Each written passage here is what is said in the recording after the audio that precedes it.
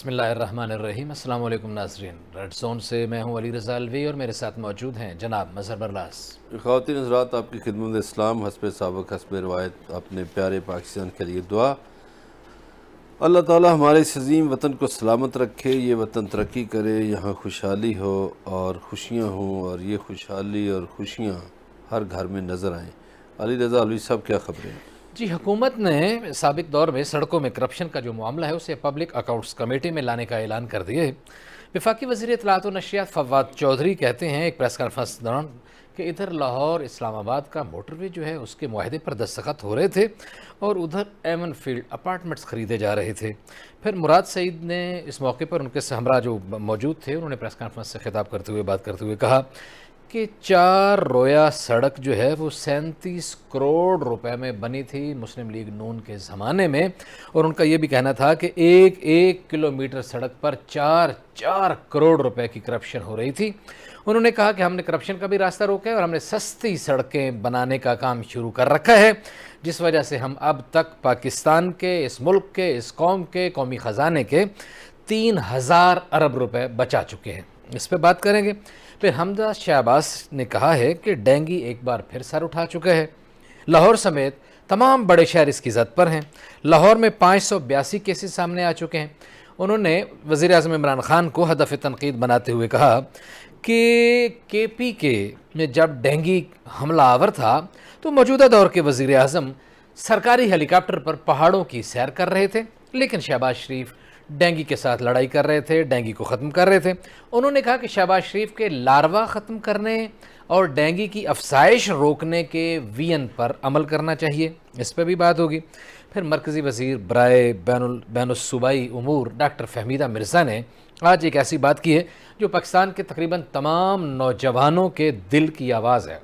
वो बात उन्होंने ये की कि खेलों के मामले पे, खेलों की एसोसिएशंस पे, उन इदारों पे 2-2, ढाई-ढाई, 3-3 दहाइयों से कुछ लोग बराजमान हैं, मज़े ले रहे हैं, एंजॉय कर रहे हैं, उस इक़्तिदार को एंजॉय कर रहे हैं, सहूलियात से इस्तेफ़ादे कर रहे हैं, माल पानी कमा रहे हैं, लेकिन खेलों का सत्यानाश करके रख दी है। उन्होंने कहा कि ओलंपिक में कारकर्दगी पर बहुत अफसोस है। जी जी, वो जो डॉक्टर साहबा ने आज बड़ी ज़बरदस्त बात की है, और डॉक्टर साहबा ने वो बात की है अली रज़ा अलवी साहब जिस पे लोगों का था कि इस पे बात की जाए। जी, मैं माज़रत चाहता हूँ, शायद गले में कोई प्रॉब्लम आ गई। जर्मनी में आज इंतखाबात थे और पोलिंग का वक्त ख़त्म होने के बाद नताइज आना शुरू हो गए हैं। GTV और रेड जोन पाकिस्तान के तमाम TV चैनल से सबसे आगे आपको इस सूरत हाल से भी आगाह करेगा कि इस वक्त क्या सूरत हाल है और वहाँ क्या नताइज आने का इम्कान है और कौन नेक्स्ट चांसलर हो सकता है। लेकिन मज़हर बरलास साहब, ये जो मामला फवाद चौधरी साहब ने उठाया, यहाँ से हम बात शुरू करेंगे। उन्होंने कहा है कि इधर लाहौर इस्लामाबाद मोटरवेज़ वाला जो है वो काम शुरू कर रहे थे, उधर एवन फील्ड्स अपार्टमेंट्स ख़रीद रहे थे। प्रेस कॉन्फ्रेंस खासी लंबी चौड़ी थी, बहुत सारी तफसीलात उन्होंने बताई, लेकिन जाहिर है दामन वक्त में इतनी गुंजाइश नहीं होती। उनका एक टुकड़ा मेरा ख्याल है मैं आपको सुना देता हूँ और उस पर फिर तबसरा करते हैं। जी, ये हो रहा था कि आप सड़कों के जो रेट्स हैं, सड़कों के जो ठेके हैं, उनके नाम के ऊपर बहुत बड़ी करप्शन कर रहे थे, और ये पैसा फिर किधर जा रहा था? ये पाकिस्तान में नहीं लग रहा था, ये पैसा मुल्क से बाहर जा रहा था। अब ये पैसा आ कहाँ से रहा था? ये पैसा कर्जों में आ रहा था। अभी भी आप देखिए कि जो हमने मोटरवे में जो डेवो कंपनी को सिर्फ $2 अरब तो हमने इंटरेस्ट पेमेंट की, सूद की अदायगी की हमने डेवो पेमेंट। ये मोटरवे बड़ी ज़बरदस्त थी, 100% बननी चाहिए। इस तरह से अभी मुराद आपको बताएंगे जो सड़कें हम बना रहे हैं। सड़क के बगैर तो कोई तरक्की का तस्वर नहीं हो सकता। Communication is everything. लेकिन जब आप सड़कों को एक अपना इतना बड़ा कारोबार बना लें जो शरीफ फैमिली ने बनाया, तो फिर मुल्क जो है वो नहीं। और फिर इससे एक और बात भी, जब मुराद आपके सामने तफसीलात रखेंगे तो आप रियलाइज़ करेंगे कि वज़ीर आज़म एक और बात कहते हैं। वो कहते हैं कि ये जो लोकल करप्शन है ना हमारी, उससे कौमें तबाह नहीं होती, लेकिन जब वज़ीर आज़म और काबीना के अरकान एक सिस्टमेटिक करप्शन में पड़ जाएंगे फिर कौमें तबाह होती। जी जनाब, सड़कें जो हैं ये तरक्की का ज़रिया हैं। जो वज़राए आज़म और बड़े बड़े हुक्मरान इंटरनेशनल सतह की करप्शन करते हैं तो फिर कौमें तबाह होती हैं, लोकल सतह की करप्शन से कौमें तबाह नहीं होती। बिल्कुल सही है, करप्शन से तबाह होती हैं। अच्छा, मैं एक इब्तिदा में एक बात करता चलूँ, सब पार्टियों के लिए एक बात है। मैंने देखा है कि पाकिस्तान में कई इंस्टीट्यूट हैं जिनका नाम शहबाज शरीफ इंस्टीट्यूट है, किसी का नाम परवेज़ इलाही इंस्टीट्यूट है, किसी का नवाज शरीफ पार्क है, किसी का भुट्टो पार्क है, किसी का बेनज़ीर है, किसी का इमरान खान भी होगा। मेरा कहने का मकसद ये है कि इन सब से जान छुड़ा ली जाए और जो पाकिस्तान जिन लोगों ने बनाया या जिन्होंने किरदार अदा किया, या मसलन आप देखिए कि एक स्पोर्ट्स है, खेल है, तो उसमें किसी आपने साबिक खिलाड़ी का नाम लगा दें। क्या ज़रूरत है स्टेडियम का नाम किसी सियासतदान के नाम पर रखने की? ठीक, आप समीउल्लाह के नाम पर हॉकी स्टेडियम बना दें, हसन सरदार के नाम पे बना दें। क्या ज़रूरत है आपको कि जी फ़लाने के नाम पर या फ़लाने के? एक तो सियासतदानों को इस बात पे गौर करना चाहिए। लेकिन अगर खिलाड़ी सियासतदान भी हो तो? खिलाड़ी सियासतदान हो तो उसको दस्तबरदार होना चाहिए इस काम से, कम से काफ़ी कम। सारे खिलाड़ी, सिर्फ इमरान खान नहीं, काफ़ी सारे खिलाड़ी सियासत में आ चुके हैं, कई सिंगर आ चुके हैं। अच्छा, अब ये मैंने तो सिर्फ खेलों की मिसाल दी ना, अस्पताल है, आप किसी बड़े डॉक्टर के नाम पे रख दें या किसी बड़ी शख्सियत जिसने कौम की खिदमत की हो। सही। ये सियासतदान तो इलेक्शन लड़ते हैं, अपनी खिदमत करते हैं, अभी तक तो यही इनका चलन है। अब आ जाइए जनाबे वाला इस सड़कों के मामले पे, जैसे फवाद चौधरी साहब ने ये बात की, ठीक है, सही है, इंफ्रास्ट्रक्चर होना चाहिए, सड़कें बननी चाहिए, लेकिन पाकिस्तान का प्रॉब्लम तो करप्शन है। और आज उन्होंने जो मिसाल दी तो मुझे एक पुराना वाक़या याद आ गया। सही है कि जब ये मोटरवे बन रही थी तो सेक्रेटरी मवासलात थे सलमान फारूकी। तो वो एक शाम, ये आपके करीब ही एक होटल है, उसमें खाने के लिए आए तो एक मुस्लिम लीगी जोड़ा भी बैठा हुआ था। सही है। तो उन्होंने कहा, भाई मियाँ नवाज शरीफ आज मुझ पे बहुत खुश हैं। वो कैसे खुश हैं? वो उनकी मैंने डील करा दी है सारी, और उनका कमीशन बाहर से ही उनको बाहर ही मुल्क से चला जाएगा। अच्छा, लेकिन सलमान फारूकी साहब ब्यूरोक्रेट होता है। अब सवाल ये पैदा हुआ कि वो बेनज़ीर भुट्टो के करीब कैसे हो गए? सही है। अच्छा जी, बेनज़ीर भुट्टो के करीब होने के लिए उन्होंने क्या किया? उन्होंने एक मीटिंग, वो तो खटकते थे पीपल्स पार्टी को कि सलमान फारूकी के नहीं छोड़ना, ये नवाज शरीफ का बहुत करीबी है। सही है। लेकिन जब मोहतरमा प्राइम मिनिस्टर बनी 1993 में, तो सलमान फारूकी साहब ने को ब्यूरोक्रेटिक रास्ता चुना उनसे मुलाकात के लिए। सही है। और उन्हें एक चेक की कॉपी दिखाई कि ये आप अपने मुखालिफ पे केस बना सकते हैं। सही। ये चेक है, ये कमीशन है। तो सलमान फारूकी से पूछा जा सकता है, अगर को पूछना चाहे, इस मुल्क के अदारे, और इनके असासे पूरी फैमिली के करोड़ों में थे उस वक़्त, या लाखों में थे, जो भी थे। पाकिस्तानी सियासतदानों ने करप्शन की, बुरी चीज़ है, नहीं करनी चाहिए, अल्लाह से डरना चाहिए, इंसान के अंदर एक ज़मीर है, उसकी भी सुननी चाहिए। ठीक हो गया। करप्ट आदमी कोई भी हो, वो पीटीआई का हो, वो मुस्लिम लीग का हो, पीपल्स पार्टी का हो, सिविल ब्यूरोक्रेट हो, फौजी हो, कोई अदालती शख्सियत हो, कोई किसी भी शोबे से हो। यूनिवर्सिटियों के वीसी आजकल बड़े करप्ट बने हुए हैं, जब से ये यूनिवर्सिटियों को मिल गई है ना आज़ादियाँ। सही है, ठीक है, इस पे बात करेंगे, लेकिन मेरा ख्याल है ये सड़क वाला जो मामला है, इस पे मुराद सईद ने जो बात की है वो आपको सुना दूं? भाई एक जुमला मैं कह लूँ, जी जी फरमाइए। करप्ट आदमी को सज़ा मिलनी चाहिए, वो कोई भी हो। जी हाँ, करप्ट जो भी हो उसे सज़ा मिलनी चाहिए, और इसमें कोई लाड़ प्यार नहीं होना चाहिए, और ये भी नहीं होना चाहिए कि इसकी बुनियाद वहाँ से है, इसकी इब्तिदा वहाँ से है, इसका शजरा वहाँ से है, तो इधर हाथ नहीं डाला जा सकता और इधर वाले जो हैं वो बड़े उन पे आराम से उनको ईंधन बनाया जा सकता है। अगर इंसाफ होगा, हम बारहा कहते हैं, अगर इंसाफ होगा तो फिर इंसाफ का मज़ा आएगा और लोगों का एतमाद बहाल होगा। बहरहाल ये सड़कों में और जो करप्शन के मामले पे जो बात हो रही है, इसमें मुराद सईद ने भी कुछ बातें की। फवाद चौधरी के बिल्कुल वो साथ बैठे हुए थे, उन्होंने क्या कहा उन्हीं की ज़बानी सुनाते हैं, फिर तबसरा करते हैं। मोटरवे के ऊपर आते हैं और मैं आपको ये बताना चलूँ कि मोटरवे जो हमने इनका कंपैरिजन किया, जो हमारा कॉन्ट्रैक्ट अवार्ड हुआ और इनका अवार्ड हुआ, तो इनका लाहौर सियालकोट और हमारा सियालकोट खारिया, हमने ये मोटरवे लिया हुआ है। इसमें अगर आप इनके महंगे मोटरवेज, जिस तरह फवाद भाई ने जिक्र किया, मुल्तान सक्कर आ जाता है, तो हैदराबाद का जब इनका PC1 बना था और हमारा अभी इश्तिहार आया, तो ये अभी आपको आगे मैं भी ये भी बता दूंगा, और ये तो बिलियंस की बात आ जाती है फिर।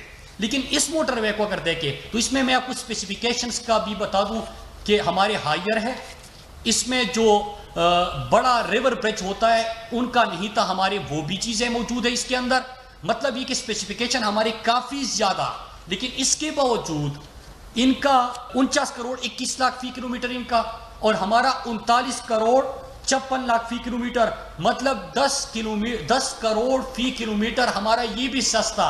10 करोड़ फी किलोमीटर सस्ता मोटरवे ला रहे हैं, बहुत बड़ा दावा है। नहीं, ज़बरदस्त है अगर ऐसा है तो। बाकी आप देखिए कि उनके दौर में और इनमें सालों का कितना फ़र्क है। महंगाई भी बहुत ज़्यादा हो गई।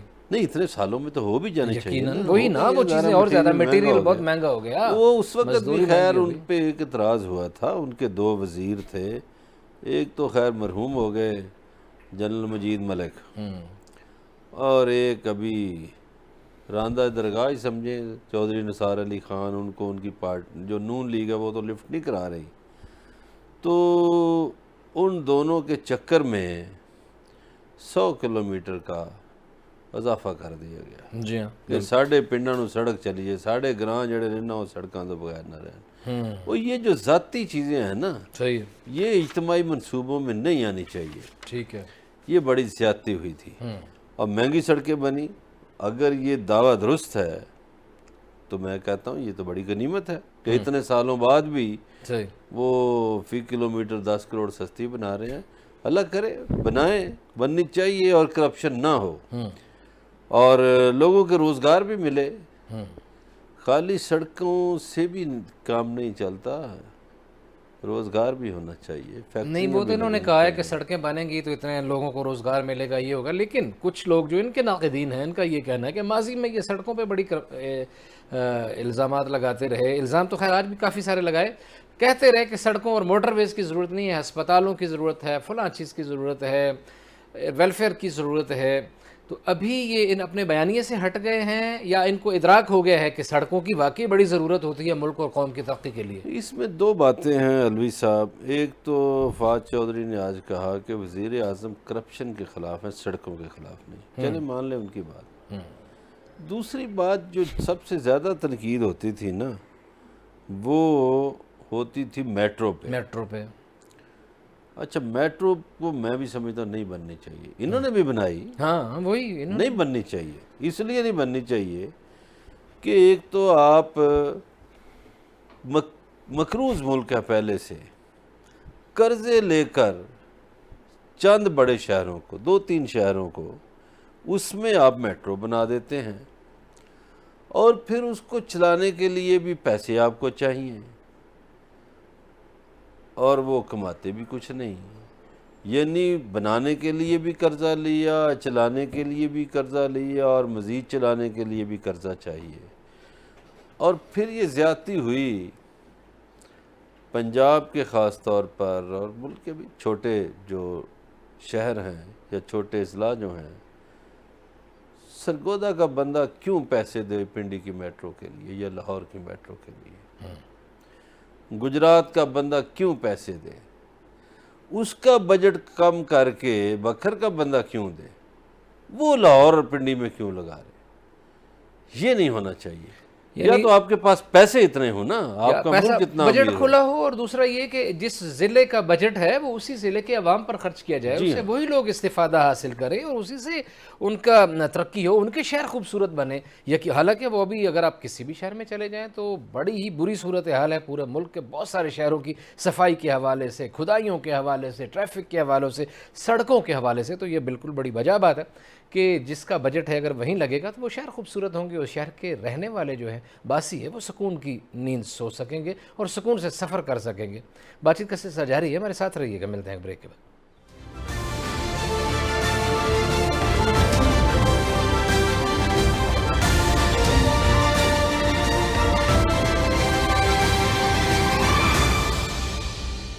वेलकम बैक नाज़रीन। ब्रेक पे जाने से पहले सड़कों पे बात हो रही थी, करप्शन पे बात हो रही थी और तरक्याती बजट्स पे बात हो रही थी। अगली खबर की तरफ बढ़ना, जैसा कि मैंने आपको इंट्रो में बताया था कि पाकिस्तान का वाहिद टीवी चैनल है GTV और इसका ये प्रोग्राम रेड जोन जो आपको सबसे पहले ये बताने जा रहा है कि आज जर्मनी में इलेक्शन थे और जर्मनी में जो इंतखाबात हुए हैं वहाँ क्या नताइज मुतवक्की हैं, क्या सूरत हाल है। और इस हवाले से हमारे साथ टेलीफोन लाइन पर मौजूद हैं जर्मनी के शहर बर्लिन से जनाब सीनियर सहाफ़ी जनाब शमसुल हक साहब। शमसुल हक साहब, हम आपको अपने प्रोग्राम में खुशामदीद कहते हैं। जी अस्सलाम वालेकुम सर। वालेकुम अस्सलाम। शमसुल हक साहब, ये बताइए आप तो पहले ओवरऑल ज़रा सिचुएशन क्या थी इंतखाबात की, उस पर ज़रा हमें बताएं कि कौन सी पार्टी आगे जा रही है, एंजेला के जाने के बाद अब क्या सूरत हाल है। जी अली साहब, देखिए ये जर्मनी के तारीखी इलेक्शन थे, क्योंकि जितनी इस दफा इलेक्शन में लोगों ने हाजिरी दी है जर्मनी की जंगे दोम के बाद सबसे ज्यादा तादाद इस दफा बताई जाती है। उसकी वजह यह थी कि जर्मन चांसलर एंजेलिका जो हैं वो 15 साल उन्होंने इस मुल्क के ऊपर हुकूमत की है। उनकी पार्टी CDU जो क्रिस्ट डेमोक्रेटिक पार्टी कही जाती है, यहाँ पर उन्होंने 15 साल इस हुकूमत में उन्होंने यहाँ पर की है। और यहाँ पर जो लोग थे आखिरी 4 साल उनसे बहुत ज्यादा तंग आ गए थे और वो उनको मजबूरन यहाँ से जाने पड़ा। और उनकी जो अपोजिशन पार्टी जो SPD थी, जो सोशल डेमोक्रेटिक पार्टी यहाँ पर कराई जाती है, और जो उनके चांसलर के मैकल के जमाने में उनके सेकंड नाइब प्रेसिडेंट थे मिस्टर ओलफ शोल्स, वो ये आने वाले जर्मनी के नए चांसलर बनते नजर आ रहे हैं। जो अभी लेटेस्ट जो यहाँ पर हमारे पास इंतखाबात के जो रिजल्ट है उसके अंदर यही ओलफ शोल्स जो पहले नाइब प्रेसिडेंट चांसलर के जमाने में रह चुके हैं वो उन्होंने कैंडिडेट किया है, और जो चांसलर मैकल का जो कैंडिडेट है मिस्टर लाशर वो पीछे नजर आ रहे हैं। अभी ऐसा रिजल्ट आने शुरू हुए हैं, लेकिन जो इस तरह का रिजल्ट आ गए उसमें यही नजर आ रहा है कि जो अपोजिशन पार्टी थी जर्मन चांसलर मैकल की SPD, वो ने चांसलर ओलफ शोल्स के साथ जर्मनी में अगले 4 साल के लिए हुकूमत करते नजर आ रहे हैं। सही। अच्छा सर, एक सवाल तो ले लें। बड़ा आपने तारीखी इलेक्शन बताया जर्मनी में हो रहा है, ये 2 बातें बता दें। मैं ये पाकिस्तान के हवाले से 2 बातें करूँगा कि क्या जर्मनी में इलेक्शन पर भी कोई धांधली का शोर शराबा होता है, नंबर 1। और दूसरा, आपने चांसलर मेर्केल की बात की, उन पे करप्शन का तो कोई दाग नहीं है। ठीक है, लोग तंग हो गए, आपकी बात हम मान लेते हैं, लेकिन वो जिस फ्लैट में 15 साल पहले थी वही फ्लैट अब उनके पास है। कोई उन्होंने जायदादें नहीं बनाई, कोई उन्होंने करप्शन नहीं की। क्या ये सही है बात? सर, जो आपका पहला पॉइंट है ना धांधली, उससे मैं इत्तेफाक उस बात को मैं मानता हूं, लेकिन दूसरी बात को मैं नहीं मानता। जर्मन चांसलर ने खुद करप्शन नहीं की, लेकिन इनकी पार्टी के 2 पार्लियामेंट मेंबर ने करप्शन की। जो जर्मनी में मास्क आए उसके ऊपर उन्होंने करप्शन की, लेकिन ये मैं बताना जरूरी समझता हूं कि जब उनके ऊपर करप्शन का इल्जाम लगा, अभी इल्जाम साबित हुआ ही नहीं था, जो दोनों पार्लियामेंट मेंबर ने उसी वक्त इस्तीफा दे दिया और जर्मनी में बहुत ज्यादा शोर पड़ा। और यही 1-2 मेन वजह में से वजह है जिसकी वजह से जर्मन अवाम ने एंजेलिका मैर्केल इस चांसलर को फेल कर दिया कि आपके पार्लियामेंट मेंबर करप्शन में शामिल होने के उनके ऊपर इल्जामात हैं। तो पाकिस्तान में ज्यादातर यही सोचा जाता है कि जर्मनी में करप्शन नहीं होती, लेकिन ये बात दुरुस्त नहीं है। आप चले ठीक है, ठीक हो गया शमसुल हक साहब, ये आपकी बात आ गई, बड़ी अच्छी बात है। बहरहाल अखलाकियात भी तो है ना कि किसी को शर्म और हया आ गई, जिसके ऊपर करप्शन के इल्जामात आए वो साइड पे हो गया। हमारे यहाँ तो ढिठाई होती है। अच्छा ये बताइए, वहाँ पाकिस्तानी नयाद भी बहुत सारे हैं, कुछ और भी ओवरसीज लोग हैं, वो कितने सारे लोग थे जो इस इलेक्शन में हिस्सा ले रहे थे? जी, ये भी जर्मनी की तारीख में पहली दफा हुआ है कि इस दफा बहुत ज्यादा तादाद पाकिस्तानी नजात थे जिन्होंने इसके अंदर शिरकत की। अच्छा। और बनता भी ये था कि इस वक्त जर्मन पार्लियामेंट में कोई पाकिस्तानी भी आए। लंदन में हम देखते हैं कि London parliament, London layer Pakistani से बड़ा हुआ है, लेकिन जर्मनी में अभी तक कोई पाकिस्तानी जर्मन पार्लियामेंट में नहीं आ चुका। इसलिए इस दफा पूरी उम्मीद है, पूरी कोशिश की जा रही है कि कोई ना कोई जर्मनी में पाकिस्तानी ओवरसीज जो हैं कोई ना कोई इसमें हिस्सा लिया भी है और आगे भी हिस्सा ले, ताकि पाकिस्तान की नुमाइंदगी में भी इस जर्मन पार्लियामेंट में कोई हो। जी सर, बहुत शुक्रिया जी, आपने हमारे लिए वक्त निकाला शमसुल हक साहब जी। इसमें ओवरऑल ये कहा गया था, फेडरल इलेक्शन कमिश्नर जो हैं जॉर्ज, उन्होंने अपनी प्रेस कॉन्फ्रेंस में बताया था कि सिलेक्शन कमीशन में 36.5% वोटरों ने बरह रास्त वोट कास्ट किए हैं, और जो कि 2017 में ये शरह 41.1% थी। लेकिन इसमें जो बैलेट पेपर वाले लोग हैं वो शामिल नहीं हैं। उस वक्त बैलेट पेपर के जो पोस्टल बैलेट पेपर थे उसमें वो लोग थे कोई 28.6%।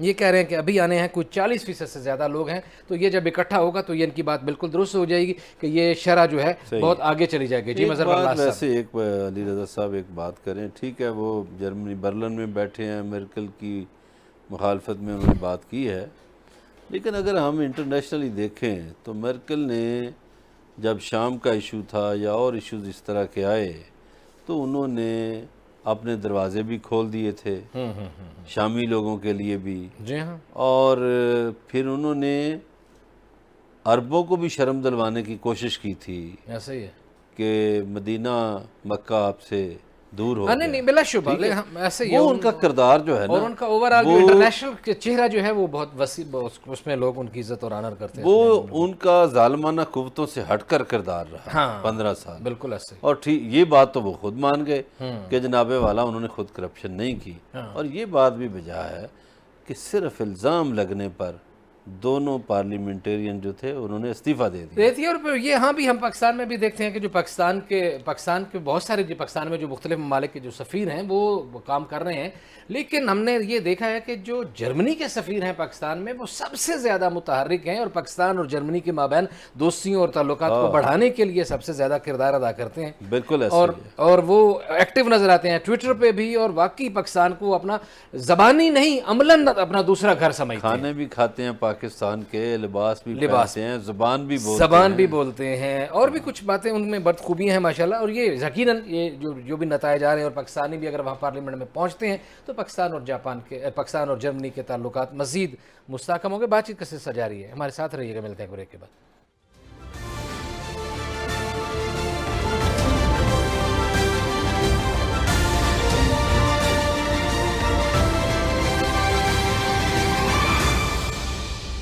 वेलकम बैक नाज़रीन। ब्रेक पर जाने से पहले जर्मनी के इंतखाबात पे बात हो रही थी। अगली खबर की तरफ बढ़ते हैं। आज रावलपिंडी में मुस्लिम लीग नून का एक इज्तिमा था और वहाँ इज्तिमा से खिताब करते हुए मुस्लिम लीग नून के सदर और कौमी असम्बली में कायदे हिज़्ब इख्तिलाफ शहबाज शरीफ साहब ने आज बड़ी गुफ्तगू की, कुछ खासे गर्जे चमके और बड़ी कुछ मुतालबात भी किए। और बल्कि मुतालबात ही नहीं, उन्होंने कहा मैं ये हमारा हक़ है। उन्होंने क्या कहा, उन्हीं की ज़बानी सुनाते हैं।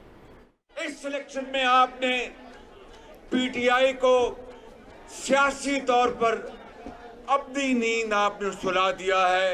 ये कंटोनमेंट बोर्ड में शफाफ इलेक्शन हुए, किसी तरफ से कोई इंटरफेरेंस नहीं हुई। और अगर 2023 के इलेक्शन में, जो कि हमारा मुतालबा नहीं, हमारा हक है, हमारा फैसला है, तो इंशाअल्लाह 2023 में नवाज शरीफ की लीडरशिप में पीटीआई को हमेशा के लिए सियासी तौर पर दफन कर देंगे इंशाअल्लाह।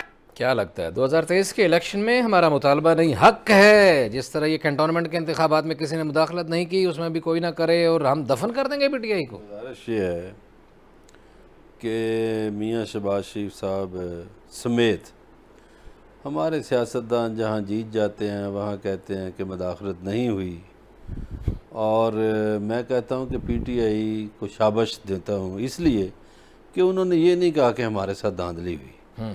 उनके बल्कि आज भी जो वज़ीर हैं हमाद अज़हर, जिनका लाहौर से ही ताल्लुक़ है, उन्होंने कहा कि देखें जी हम टिकट सही नहीं दे सके लोगों को। सही। उन्होंने अपने ऊपर ली हिकमत अमली कि हमारी पार्टी लोगों को टिकट नहीं सही दे सकी, जिसकी वजह से हम लाहौर और पिंडी से हारे। बाकी पंजाब से हम जीते हैं और बाकी तीनों सूबों से जीते।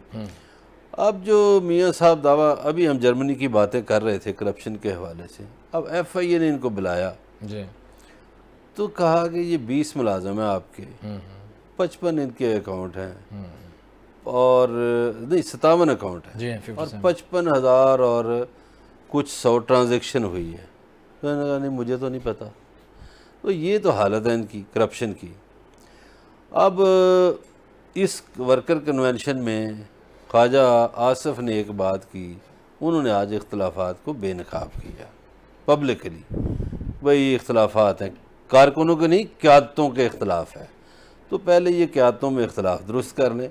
हाँ, इनके साहबजादे ने आज लाहौर में एक बात अच्छी की डेंगी के हवाले से कि हुकूमत को डेंगी पे तवज्जो देनी चाहिए। डेंगी के मरीज़ जो हैं वो बढ़ रहे हैं, मुसलसल बढ़ रहे हैं। अच्छा, और एक एक और भी बात बात ये कि है कोरोना का पहले ही हॉस्पिटल्स पे बहुत ज़्यादा बोझ है, वो डेंगू की सूरत हाल होगी तो ये हमारा कोरोना के हमारा मरीज तिब्बी कम हो निज़ाम, गए हैं। हमारा वो उनका जो कहना था कि हमारे अस्पताल ये बोझ सह नहीं पाएंगे। सही है, इसका सदेबाब करना चाहिए, हुकूमत को तवज्जो देनी चाहिए, बड़ी अच्छी बात है। बाकी 2023 का इलेक्शन, अभी ये हमारे सियासतदान पहले करप्शन के दाग धोएं और एक इंतखाबी इस्लाहात जो हो रही हैं उसमें मुतफिक हो जाएं। इलेक्शन होंगे फिर पता चल जाएगा। बस बल्ला साहब, एक बात जो हमजा शहबाज ने की है वो मुझे बहरहाल किसी हद तक ठीक है, जो अच्छा काम जो भी करे उसको फॉलो करना चाहिए। हमने देखा शहबाज शरीफ के ज़माने में जो भी इन पे करप्शन के इल्ज़ाम हैं, आगे जो होगा वो देखी जाएगी, लेकिन डेंगू के लिए उन्होंने बिलाशुबा कोई अच्छा काम, बहुत अच्छा काम किया था, लोगों को बड़ा एक्टिव रखा हुआ था। जहाँ से ये लार्वा बनता था, लार्वा वो उसको ख़त्म करते थे और सारी इन मामलात को, इसकी अफजाइश रोकते थे। इस तरह अब भी काम हो जाना चाहिए ताकि मच्छर पैदा ही ना हो। बिल्कुल होना चाहिए जी काम। मैं तो पहले अर्ज़ कर रहा हूँ कि होना चाहिए। सही हो गया। और हुकूमत को इस पर तवज्जो देनी चाहिए। बिल्कुल ठीक है जी, बिल्कुल रुकना चाहिए। कोई भी मर्ज़ हो, वबाई मर्ज़ हो, उसको रुकना चाहिए। और वो खबर जिसके लिए हमारे सारे नौजवान नाजरीन खास तौर पर मुझे यकीन है कि टीवी की स्क्रीन पे बिल्कुल अलर्ट होकर बैठे होंगे। फहमीदा मिर्ज़ा ने आज एक बहुत बड़ी बात की। उन्होंने कहा 27 सालों से लोग यहाँ बैठे हुए हैं, उनके ओहदे बड़े हो गए हैं, एसोसिएशनें छोटी हो गई हैं और तबाही हो गई है खेलों की, और ओलंपिक्स में जो रिज़ल्ट आए हैं वो सबके सामने। अच्छा जी, एक तो ये बड़ी बदकिस्मती है हमारे मुल्क की, और इस दौर में 3 साल हो गए इमरान खान को वज़ीर आज़म बने हुए। ये हो जाना चाहिए था कि फेडरेशनों में से गंद साफ हो जाता। ठीक है, कहीं पे कोई रिटायर्ड जर्नैल बैठा हुआ है जी, कहीं पे कोई रिटायर्ड ब्यूरोक्रेट बैठा हुआ है, किसी फेडरेशन पे कोई सियासतदान बैठा हुआ है, कोई सेनेटर बैठा हुआ है, और काम धेले का नहीं करते। जो फेडरेशनों के फंड्स हैं वो पता नहीं किधर कर जाते हैं। प्लेयर हमारे रोते हैं बाहर जाके, ऐसा ही है। और वो कहते हैं कि हमें, अभी जो आपके लड़के ने ना जीता है गोल्ड मेडल, वो जो हैदर अली है लड़का गुजरांवाला का, जो उसने डिस्कस थ्रो में जीता है, उसने पता क्या कहा? उसकी फेडरेशन ने उसको टिकट नहीं दिया, उसको टिकट दिया पंजाब के वजीर जो खेलों के हैं तैमूर भट्टी। अच्छा, उन्होंने उनका इंतज़ाम किया। पता नहीं उस बेचारे ने ज़ाती जेब से किया या किधर से किया, तो फेडरेशन का काम था, वो नहीं कर सके। तो ये जो ओलंपिक फेडरेशन है ख़ास तौर पे, ये डॉक्टर फहमीदा चीख उठी हैं, ये हल होना चाहिए मसला। ये मिनिस्ट्री के नीचे हैं और इनको ताबेदार, ये मिनिस्ट्री के ताबेदार भी नहीं हैं। वो कहती हैं कि अदारे जो हैं वो छोटे हो गए हैं, शख्सियात बड़ी हो गई हैं। और कई लोगों को आप भी जानते हैं, मैं भी जानता हूँ, 20-20, 25-25 सालों से लगे हुए हैं, दीमक की तरह चाट गए हैं हमारी खेल। यार जान छोड़ दो, मेहरबानी कर दो, जाओ यार, अल्लाह अल्लाह करो, रिटायर्ड हो गए हो, अब अगले जान की तैयारी करो। ऐसे ही है। और लेकिन खेलों का काम तो आपसे होता नहीं, लेकिन छुटती नहीं है, काफिर मुंह को लगी हुई है। बस ऐसा ही बात है तो कोई यही है। खेल। और अब एक और बात बतानी भी बहुत ज़रूरी है कि तुर्की में हमारे भलवाल का एक नौजवान जो है वो झंडे गाड़ के आया है और जो वापस आके उसका बहुत ज़्यादा पुरतपाक इस्तेकबाल किया गया है मुख्तलिफ इस हवाले से। अच्छा, ज़बरदस्त। ये नौजवान बच्चे जो हैं वो बहरहाल उनको अगर हौसला अफजाई की जाए तो बड़ी अच्छा, एक बात और है, स्कूलों से खेल शुरू होने चाहिए। बाज़ ममालिक कैसे हैं, बस कोरिया है, वो ताइक्वांडो में अगर ब्लैक बेल्ट नहीं है तो वो मैट्रिक का सर्टिफिकेट नहीं देते। ऐसे ही है जी, बिल्कुल सही है। खेलों पर तवज्जो देने की ज़रूरत है और ये नौजवान टैलेंट को आगे लाने की ज़रूरत है। और जो खेलों में सियासत है इसको खुदा के लिए बंद कर दें, खेलों को आगे बढ़ाएं और बच्चों को आगे लेके जाएं, उनकी हौसला अफजाई करें। आज इतनी आपसे मुलाकात होगी, अगले प्रोग्राम में अपना ख्याल रखिएगा। अल्लाह नगहबान।